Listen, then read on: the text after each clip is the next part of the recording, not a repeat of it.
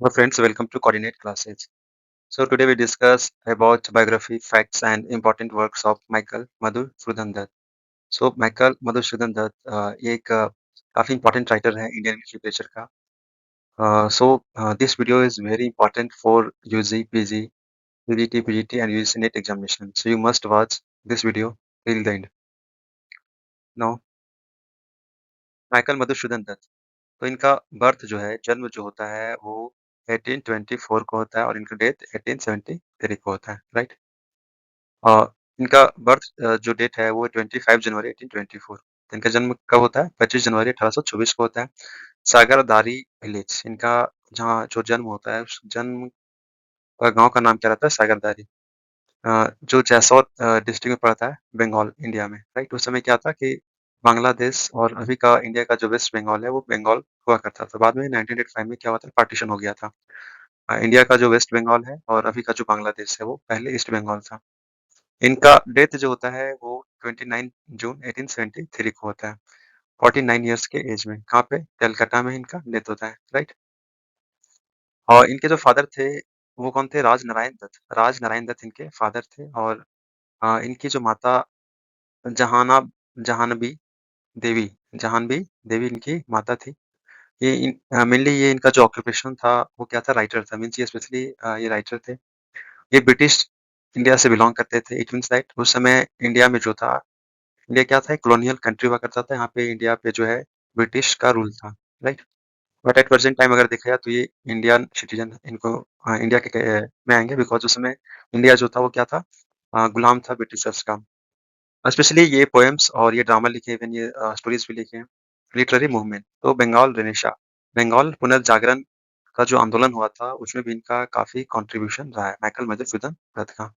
इनकी जो वाइफ थी स्पाउस यानी वाइफ वाइफ जो थी वो कौन थी? रिबेका हेनरीटा सोफिया व्हाइट ये इनकी वाइफ है और इनका जो मैरिज होता है वो एक सर्टेन डेट नहीं दिया लेकिन माना जाता है कि 1856 से 1873 के बीच में क्या होता है इनका मैरिज होता है। सॉरी, इनका जो मैरिज होता है वो 1856 में होता है और ये मैरिज लाइफ जो है 1856 से 1873 तक ही चलता है बिकॉज़ इनका डेथ हो जाता है 1873 में। इनका एक बच्चा था जिसका नाम था नेपोलियन शर्मिष्ठा, इनका बच्चे का नाम था, राइट? अब हम लोग बायोग्राफी देखते हैं डिटेल में। He was educated eight Hindu college Kolkata, तो ये हिंदू कॉलेज कोलकाता से इनका एजुकेशन होता है और इन 1843 ही बिकेम अ क्रिश्चियन। बाद में क्या होता है कि ये अपना जो माइकल मधुसूदन दत्त है, वो बाद में जो है वो क्रिश्चियन धर्म को एडॉप्ट कर लेते हैं। क्रिश्चियन धर्म को वो अपना लेते हैं। ही वाज़ बोर्न इन सागरदारी, तो सागरदारी विलेज में इनका जन्म होता है ना? जो केशवपुर में है। अ, उप अ, उपजोल उपजिला ये क्या ब्लॉक का नाम होता है? जैसर डिस्ट्रिक्ट होता है, जो ईस्ट बंगाल में होता है, यानी अभी का जो है वो बांग्लादेश में होता है। बताए थे कि बिकॉज़ उस समय जो बंगाल था वो ईस्ट बंगाल और वेस्ट बंगाल दोनों एक ही साथ हुआ करता था। और 1905 में क्या हुआ था कि जो ईस्ट बंगाल था वो अलग हो गया और बाद में वो बांग्लादेश बन गया। He was a pioneer of Bengali drama, तो बंगाली ड्रामा का पायोनियर इन्हें कहा जाता है, माइकल मधुसूदन दत्त को। क्यों कहा जाता है? बिकॉज़ अगर देखा जाए तो ये बंगाली ड्रामा जो है बंगाली ड्रामा का डेवलपमेंट में इनका बहुत ज़्यादा कंट्रीब्यूशन है। हाँ, एक अच्छे ये बंगाली ड्रामाटिस्ट थे।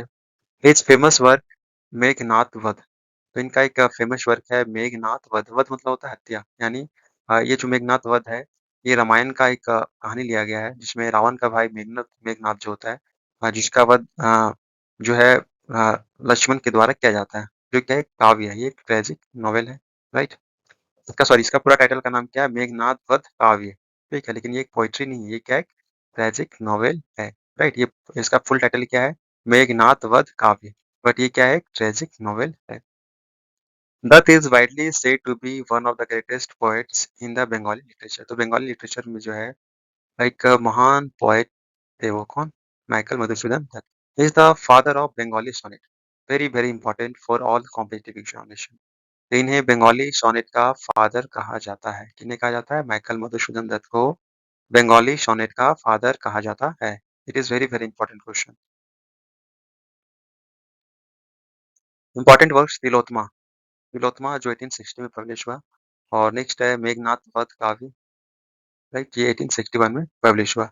सो इसमें जितने भी इंपॉर्टेंट वर्क्स है ये एग्जाम के लिए काफ़ी इंपॉर्टेंट है। ये कम है बट ये एग्जामिनेशन के लिए काफ़ी इंपॉर्टेंट है।